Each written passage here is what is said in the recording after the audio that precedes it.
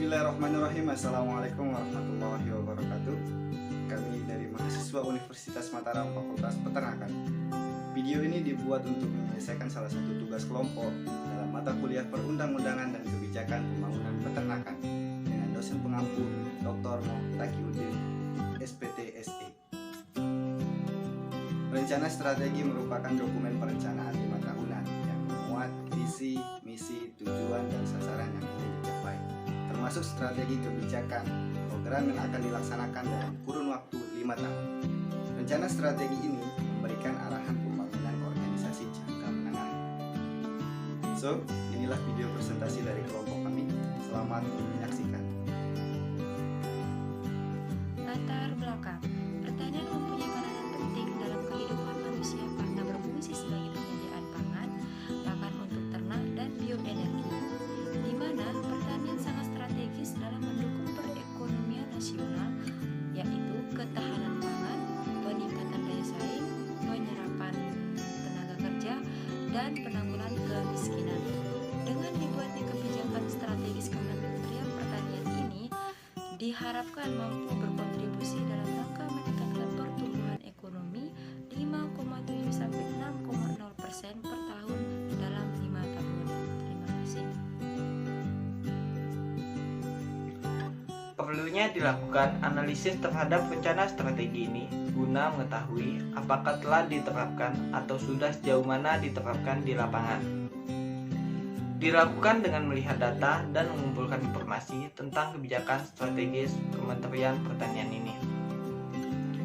Kemudian akan dinilai dan dievaluasi serta memberikan rekomendasi apabila masih dikira terdapat kekurangan dari kebijakan ini, sehingga akan didapatkan apa saja kekurangan dan kelebihan dari kebijakan strategis Kementerian Pertanian 2020-2024. Visi, misi, tujuan, dan sasaran. Yang pertama adalah visi. Untuk mendukung visi Presiden dan Wakil Presiden serta arahan tersebut, maka Kementerian Pertanian menetapkan visi pertanian jangka menengah 2020 sampai 2024, yakni pertanian yang maju, mandiri, dan modern untuk terwujudnya Indonesia maju yang berdaulat, mandiri, dan berkepribadian berlandaskan gotong royong. Kondisi tersebut dapat tercapai dengan mewujudkan pertanian Indonesia yang maju, mandiri, dan modern dengan kinerja yang selaras dengan visi Presiden dan Wakil Presiden. Majunya sektor pertanian ditandai dengan meningkatnya produksi dan produktivitas komoditas pangan, serta mampu mencukupi kebutuhan dalam negeri yang pada akhirnya mampu meningkatkan pendapatan petani. Yang kedua adalah misi. Misi Kementerian Pertanian dalam mewujudkan pertanian jangka menengah 2020 sampai 2024 yaitu 1. Mewujudkan ketahanan pangan, 2. Meningkatkan nilai tambah dan daya saing pertanian, serta 3. Meningkatkan kualitas sumber daya manusia prasarana Kementerian Pertanian. Pembangunan pertanian diharapkan dapat meningkatkan kesejahteraan petani dengan meningkatkan ketahanan pangan dan daya saing pertanian. Salah satu tujuan utama pembangunan pertanian adalah meningkatkan kehidupan petani dan keluarganya yang lebih baik dan sejahtera. Hal tersebut dapat diraih dengan meningkatnya ketahanan pangan dan nilai tambah dan daya saing pertanian. Tujuan dan sasaran.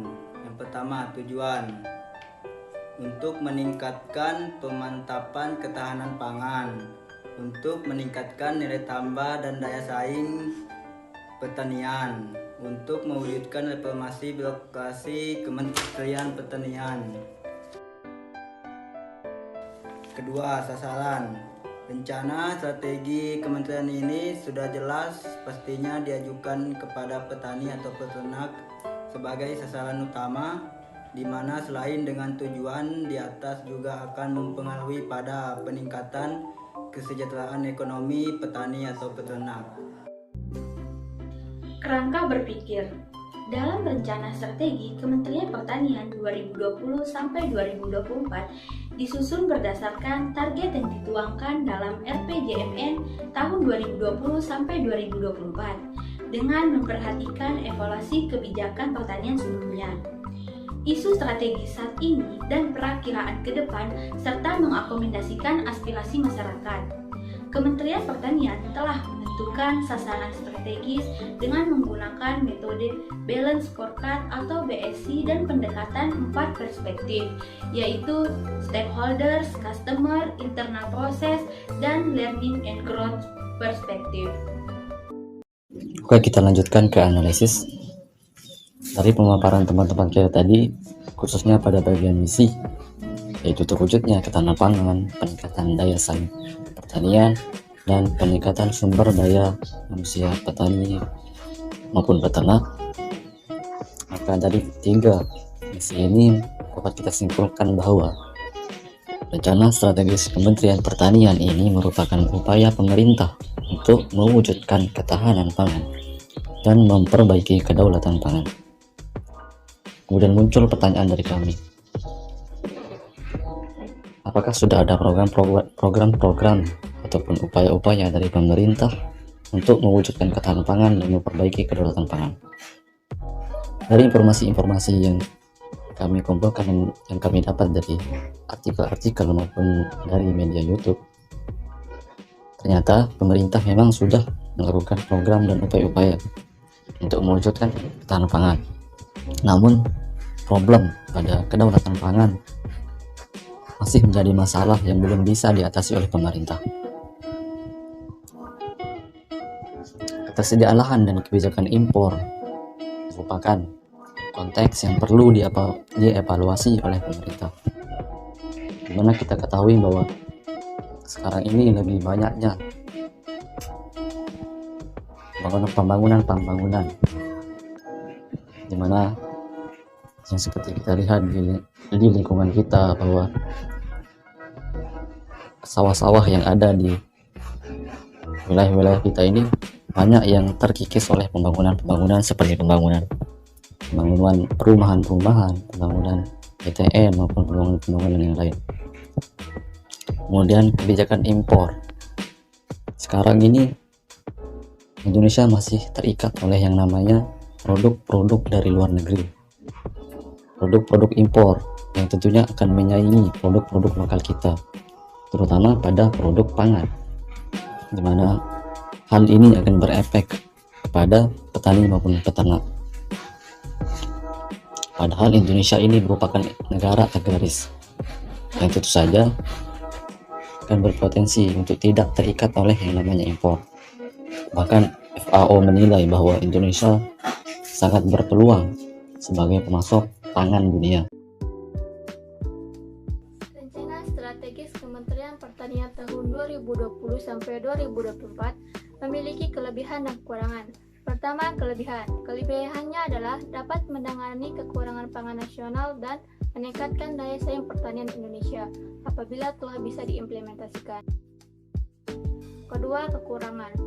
Kekurangannya adalah pada implementasinya belum bisa diterapkan dengan maksimal, sehingga tujuan yang diharapkan belum bisa tercapai.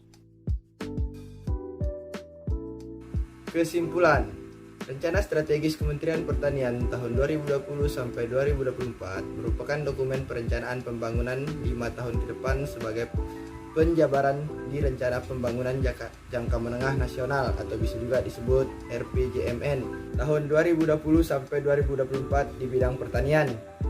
Dokumen ini berisi visi, misi, tujuan, sasaran, kebijakan, dan strategi sebagai acuan dalam perencanaan, pelaksanaan, dan penilaian terhadap kinerja dari seluruh elemen di Kementerian Pertanian.